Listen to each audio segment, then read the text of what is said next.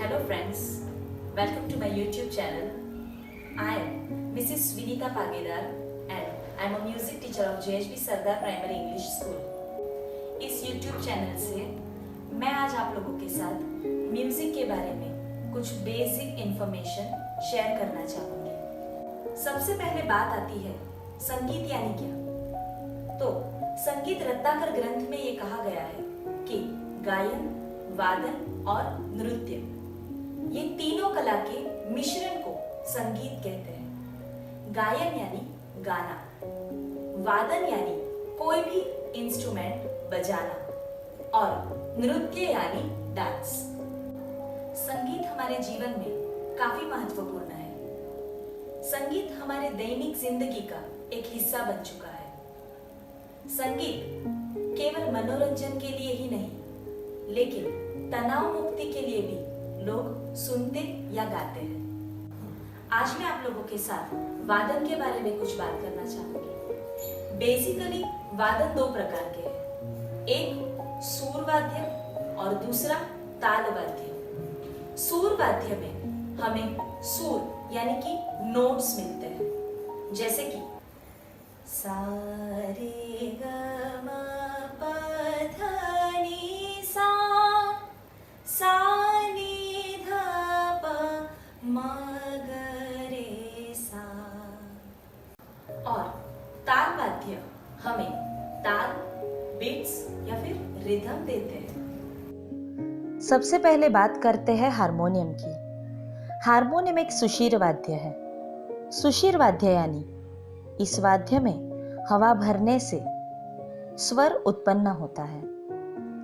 Harmonium दो तरह की होती है, एक है फुट पंप्ड हारमोनियम और दूसरा है हैंड पंप्ड हारमोनियम।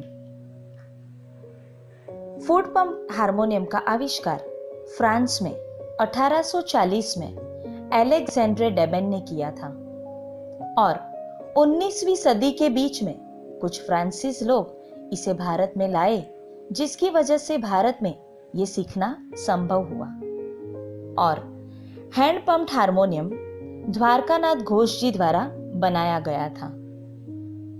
सरल शब्दों में इसे पेटी बाजा भी कहा जाता है। हारमोनियम शास्त्रीय संगीत, सुगम संगीत, भजन, फिल्मी गीत जैसों में आपने सुना होगा।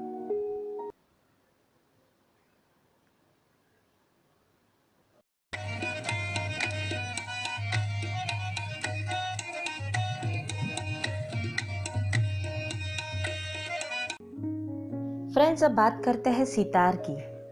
सितार जो है वो तंतु वाद्य कहलाया जाता है। तंतु वाद्य मतलब जो वाद्य तार से बजाया जाता है उसे तंतु वाद्य कहते हैं। आमिर खुसरो ने इसका आविष्कार किया था। और फ्रेंड्स, मीराबाई कृष्ण भजन में सितार का उपयोग करते थे।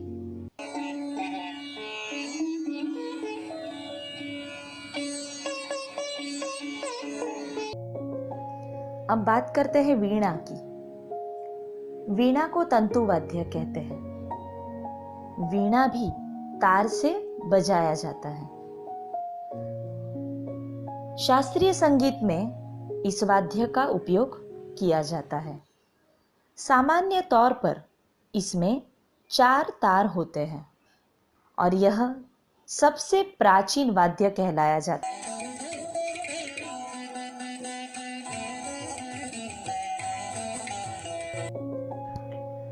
अब बात करते हैं फ्लूट एंड बांसुरी की। बांसुरी नेचुरल बांबू के टुकड़ों में से बनाई जाती है। इसमें 7 छिद्र होते हैं, जिसमें से एक छिद्र में से फूंक भर के इसे बजा सकते हैं। फ्लूट जो है वो स्टील की होती है और इसमें 12 कीज होती है और इसे कीज प्रेस करके बजा सकते हैं।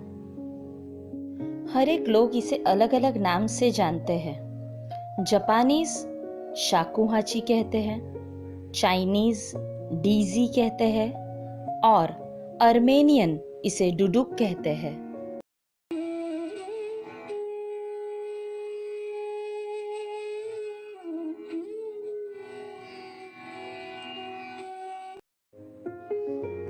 आइए तो अब बात करते हैं गिटार की। गिटार एक तंतु वाद्य है। तंतु वाद्य यानी तार से बजने वाला वाद्य।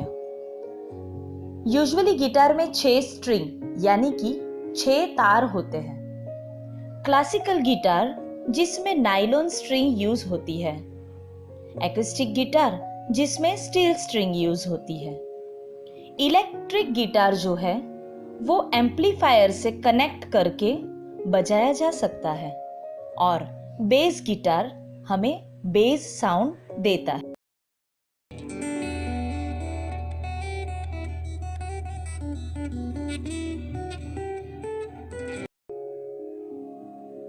इन सब के अलावा ऐसे कई स्वर वाद्य हैं, जैसे कि piano, saxophone, trumpet, accordion, mouth organ, mandolin, melodica और वायोलिन। आइए तो अब बात करते हैं ताल वाद्य की। ताल वाद्य में सबसे पहले मैं बात करना चाहूंगी तबला की। फारसी शब्द तबल से इस वाद्य का नामकरण हुआ तबला। संगीत में गायन, वादन और नृत्य के साथ ताल देने की प्रथा बहुत पुरानी है। ताल या ताल वाद्यों का उल्लेख पुराने ग्रंथों में देखा जा सकता है। शास्त्रीय संगीत की संगत के लिए पहले मृदंग या पखावज का उपयोग हुआ करता था, परंतु 13वीं सदी के बाद धीरे धीरे तबला प्रचार में आया। तबला वाद्य का मुख्यतः प्रसार करने वाले उस्ताद सुदार खान थे। सामान्य तौर पे तबला वाद्य सिर्फ संगति के लिए बजाया जाता था, परंतु धीरे धीरे तबला सोलो वादन के लिए भी काफी प्रचलित हुआ।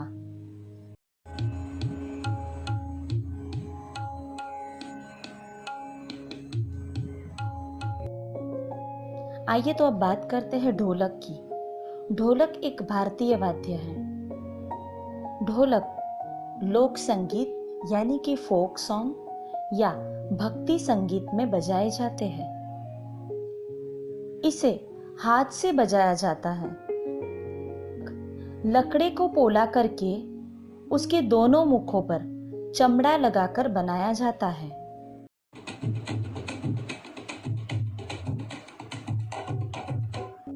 आइए तो अब बात करते हैं मृदंग की। ये वाद्य यंत्र दक्षिण भारत का है। ये कर्नाटक संगीत का प्राथमिक ताल यंत्र है। इसे खोल या मृदंगम भी कहा जाता है। एक तरफ से ये काफी छोटा और दूसरी तरफ से ये काफी बड़ा होता है और इसके दोनों तरफ स्याही लगाया जाता है। यह एक प्राचीन वाद्य है।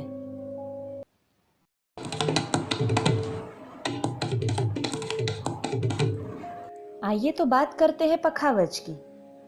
यह मृदंग के ही आकार का है, परंतु उससे कुछ छोटा है। यह एक उत्तर भारतीय शैली का वाद्य यंत्र है। तबले की उत्पत्ति इसी वाद्य से हुई। कहा जाता है कि अमीर खुसरो पखावज बजा रहे थे, उसी समय यह 2 टुकड़ों में टूट गया। तब उन्होंने इन टुकड़ों को बजाने की कोशिश की और इस प्रकार तबला का जन्म हुआ।